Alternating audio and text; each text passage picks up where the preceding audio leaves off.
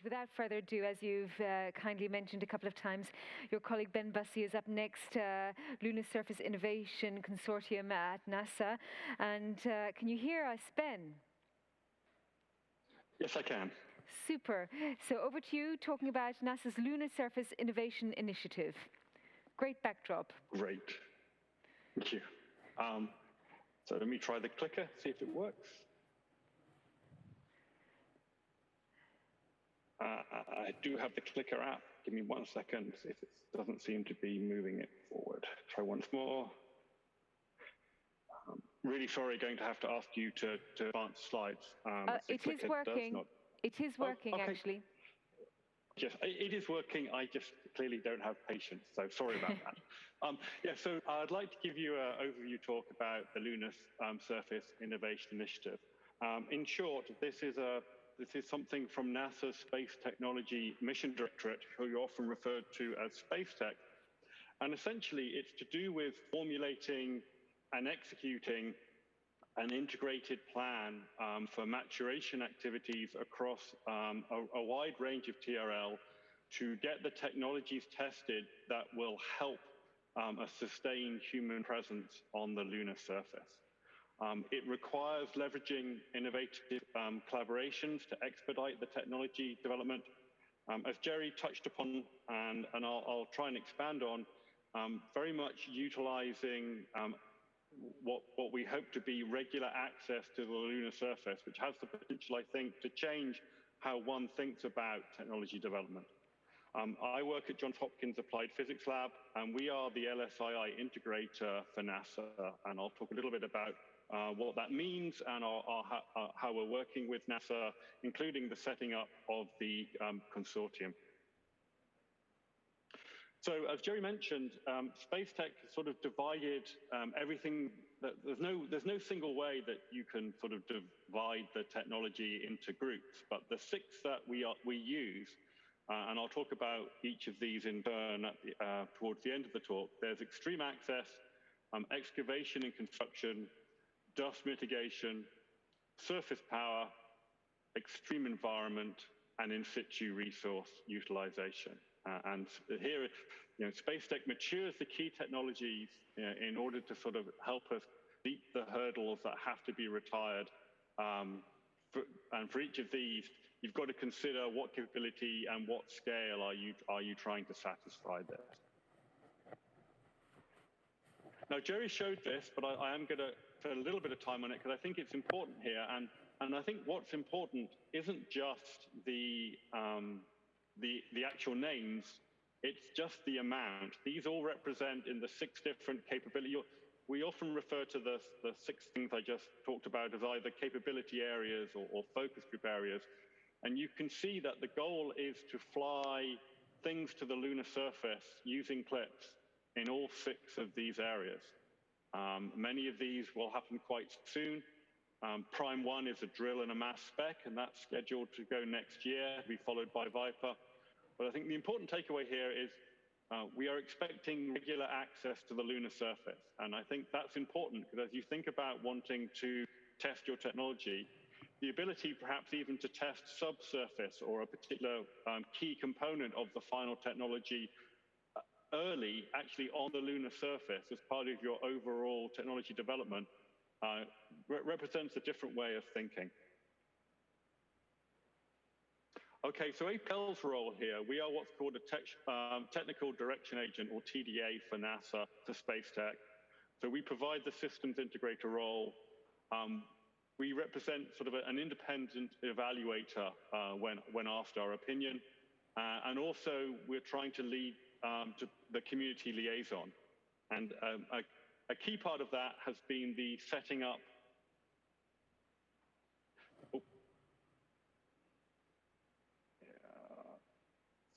Sorry, try again.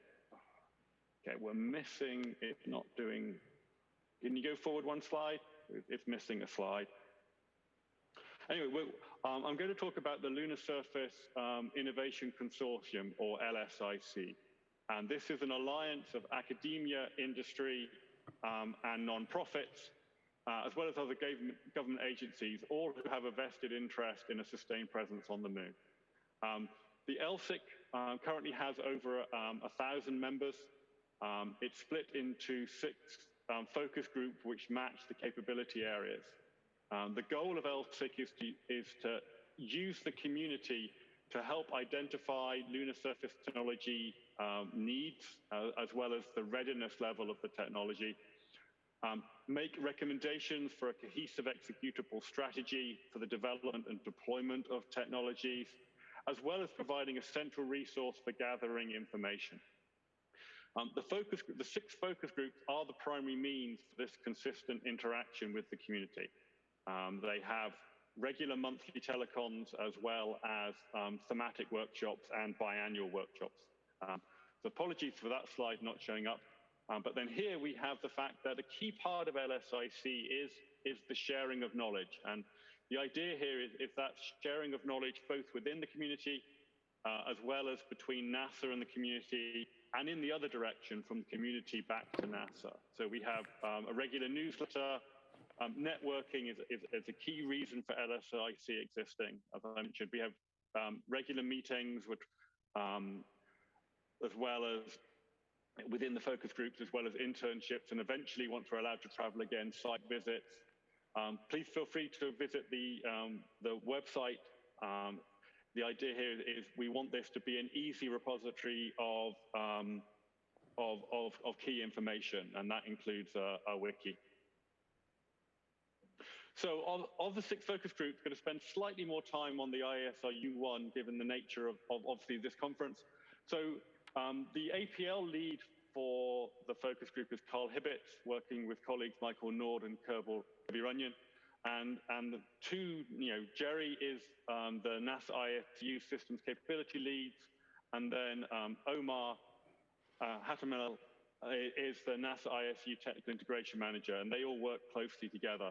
So the goals of the focus group, is to essentially identify and document what is the current state of lunar technology, of ISRU technologies, what is the state of the data that we need to analyze to understand where the resources are, as well as thinking about the extraction technologies, and as well as storage and utilization.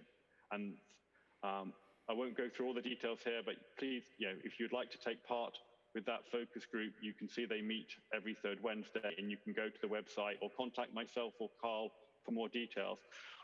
One of the key things they've done is they did, as again Jerry touched upon, we do thematic workshops within LSII, and sometimes these might be a single focus group. We think as we get more mature, these workshops will be multiple focus groups working together.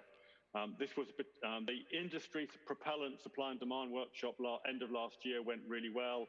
Over 200 attendees from 100 institutions, discussing all aspects of the supply and demand, and all those presentations and discussions are recorded online. So again, in one slide, what they're doing is they're looking at resources, they're looking at the technology needs, and they're looking at the uses. And I'll quickly go through. So the other capability areas, extreme access. The idea here is that initially we'll be going with people to the lunar poles. Eventually, we would like to have regional access leading up to, in the ideal world, global lunar access. And the purpose of this capability area is to discuss the needs that enable going wherever you want to go on the moon, whenever you want to go. So that's communications, navigation, mobility, autonomy, etc. The excavation and construction capability area, they're really studying the civil engineering aspects of basically, what do we want to build on the moon to be enabling, and then how do we build? So you've got thinking about excavators, drilling machines. Those are what you use. What do you actually want to build? Roads, landing pads, etc. And then at the top of the pyramid, you see the sustainable infrastructure is the goal. Surface power. This is thinking about, ideally power should not be a problem on the moon to do what we want to do, but that doesn't just happen. So that this group thinks about the generation, and obviously you have both solar and nuclear, the storage solutions, as well as the management, and then also the distribution of getting that power where you need it and when you need it. So extreme environments, this capability area, I would say, is one that actually feeds into, perhaps more than the others, this one feeds into all the other capability areas, and in fact has broken itself up into subgroups. So this is trying to work with the community so that the information is there. What are you going to experience on the lunar surface, so that when you make your plan of what you actually want to do, you understand the environment you are dealing with. So that's the thermal and illumination environment, deep space radiation, you're in a hard vacuum, but you also experience so solar wind plasma environment. So that's a very active focus group. Next is dust mitigation. Dust is everywhere on the moon, and this group thinks about, but also, it's understanding the dust and how do you cope with it. And you can cope with it with a number of different ways. You can cope to it with architectural design. You design your systems to be impacted as little as possible by the dust, but that isn't always possible. So you also consider mitigation techniques, both passive and active.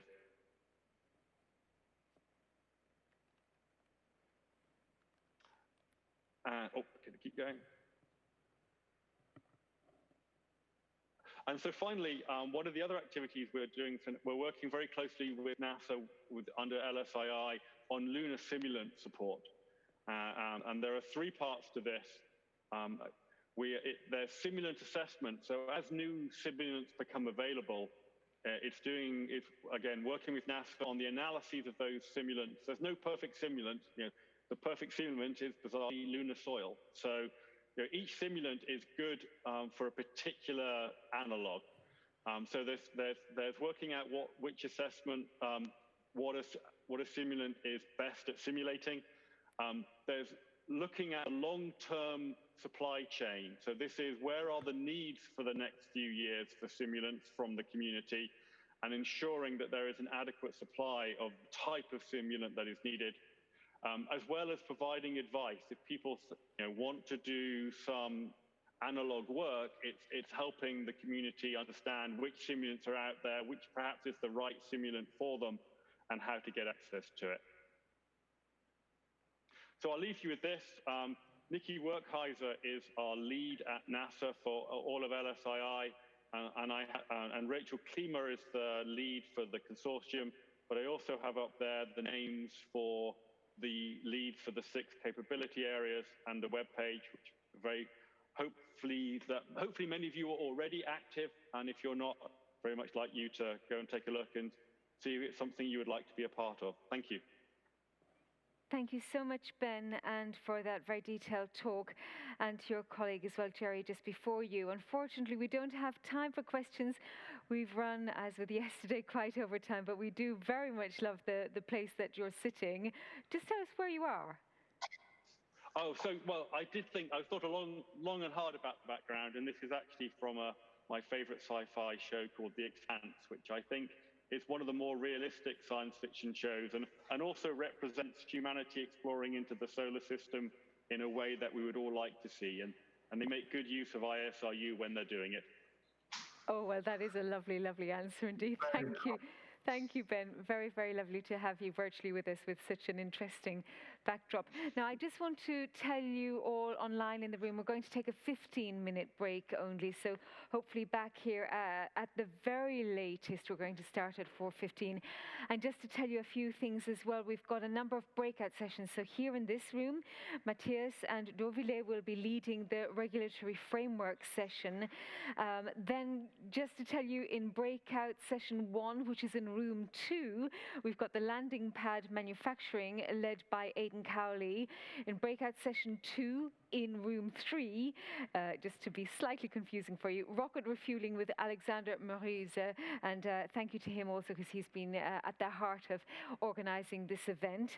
Breakout session 3 is in room 4, of course, N+1, sustainable infrastructure, led by Advanit Makaya. And the final breakout session 4 in room 5 will be utilization scenario pitch ideas, and that is with Mel Conti, and a few of you have been talking about that in the chat. So we'll meet you back here or in the breakout rooms in about 15 minutes. Thank you.